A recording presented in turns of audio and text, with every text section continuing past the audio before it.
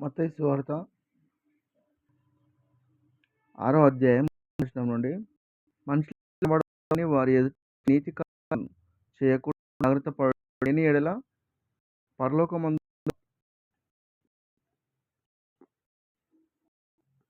మీ మీ తండ్రి మీరు పొందరు. కావున నీ ధర్మం చేసినప్పుడు మనుషుల వలనని సమాజంలోను వీధుల్లోనూ లాగున నీ ముందర బూరపింపవద్దు. వారు ఫలము పొందుతున్నారని నిశ్చయంగా చెప్పుచున్నాను. నీవైతే నీ ధర్మము రహస్యంగా నిమిత్తము నీ కుడి చేయినది నీ ఎడమ చేయకుండా అయితే నీకు ఫలములను మీరు ప్రార్థన చేయనప్పుడు వేషధారి ఉండవద్దు. ఇంట్లో కనబడవలన సమాజంలో వీధుల మూలలో నిలిచి ప్రార్థన చేసే వారు తమ ఫలం పొంది ఉన్నారని నిశ్చయంగా మీతో చెప్పుచున్నాను. నీవు ప్రార్థన చేయనప్పుడు గదిలోనికి వెళ్ళి తలుపు వేసి రహస్యమందు నీ తండ్రికి ప్రార్థన చేయవలెను. అప్పుడు రహస్యమందు చూచు నీ తండ్రి నీకు ప్రతిఫలమిచ్చును. మరియు మీరు ప్రార్థన చేయనప్పుడు భోజనుల వలె ఏమైనా మాటలు చెప్పవద్దు. విస్తరించి మాట్లాడటం వలన తమ మనవి వినని వారు తలంచుచున్నారు. వారి వలె ఉండకుడి. మీరు తండ్రి అడుగకమునుపే మీకు అక్కగా నున్నవి ఆయనకు తెలియును. కాబట్టి మీరు ప్రార్థన చేయుడి. పరలోకమందున్న మా తండ్రి, నీ రాజ్యం వచ్చునుగాక. నీ చిత్తం పరలోకమందు నెరవేర్చున్నట్లు భూమి యందును నెరవేరునుగాక. మా అనుదిన ఆహారము నేడు మాకు దయచేయము. రుణస్థులను క్షమించిన ప్రకారం క్షమించుము. మమ్మను శోధనలోనికి తేక దుష్టుని నుండి తప్పించు. మనకు మనుషుల అపరాధములను మీరు క్షమించిన యెడల మీ అపరాధములను క్షమించును. మనుషుల అపరాధములను క్షమింపకపోయిన యెడల మీ తండ్రి అపరాధములను క్షమింపడు. ఉపవాసం చేసినప్పుడు వేషధారుల వలె దుఃఖముఖములై ఉండక తాము ఉపవాసం చేయనట్లు మనుషులకు కనబడవలెనని వారి ముఖము వికారం కొందరు. వారు తలము పట్టి ఉన్నారని నిశ్చయంగా మీతో చెప్పుచున్నాను. ఉపవాసం చేయనప్పుడు మనుషులకు కనబడవలెనని కాక రహస్యమందున నీ తండ్రికి కనబడవలెనని నీవు ఉపవాసం చేసినప్పుడు నీ తల అంటుకొని నీ ముఖము కడుక్కొనుము. అప్పుడు రహస్యమందు చూచుచున్న తండ్రి నీకు ప్రతిఫలమిచ్చును.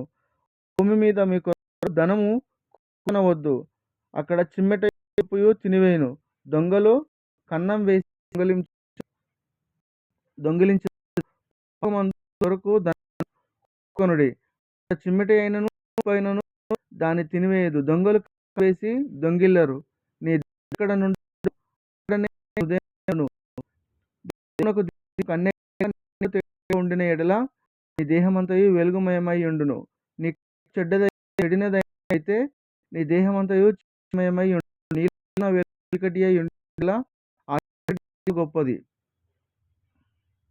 ఎవడును ఇద్దరు మనుషులకు దాసుడై ఉండనేరడు. అతడు ఒకని ద్వేషించి ఒకని ప్రేమించును, లేదా ఒకని పక్షమున నుండి తృణీకరించును. మీరు దేవునికి సిరికిని దాసులుగా ఉండనేరరు. అందువలన నేను మీతో చెప్పుచున్నదేమనగా, ఏమి తిందుమో ఏమి త్రాగుదుమో అని నీ ప్రాణము గూర్చి అయినను, ఏమి ధరించుకొందుమో అని నీ దేహము గూర్చి అయినను చింతింపకుడి. ఆహారం కంటే ప్రాణమును, వస్త్రము కంటే దేహమును గొప్పవి కావా?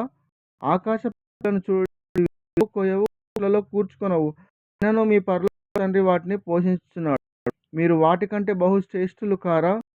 మీలో చింతించుట వలన తన సొత్తు మూరెడెక్కువ చేసుకొనగలడు. వస్త్రములను గూర్చి చింతించుటనేలా?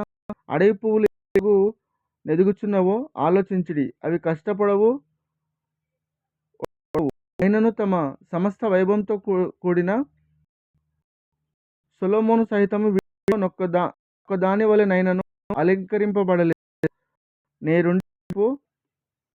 నేడుండి రేపు పోయబడు అడవి పందికి దేవుడిలాగు అలంకరించిన యెడల అల్ప విశ్వాసులారా మీకు నిశ్చయముగా వస్త్రములు ధరింపజేయు గదా. కాబట్టి ఏమి తిందుమో, ఏమి తాగుదుమో, ఏమి ధరించుకొందుమో అని చింతించకుడి. అన్యజనులు వీటన్నిటి విషయమై విచారింతురు. ఇవన్నీయు కావాలన మీ పరలోక తండ్రికి తెలియను. కాబట్టి రాజ్యాన్ని మొదట వెతుకుడి. అప్పుడు అవన్నీ అనుగ్రహింపబడును. దాన్ని గూర్చి చింతించకుడి. ఇప్పటి దినము దాని సంగతుల గూర్చి చింతించును. ఆనాటికి చాలు. దేవుడి వాక్యం దీవించి ఆశీర్వదించబడును గాక. ఆమేన్. కామెంట్ చేయండి. తప్పులుంటే క్షమించండి.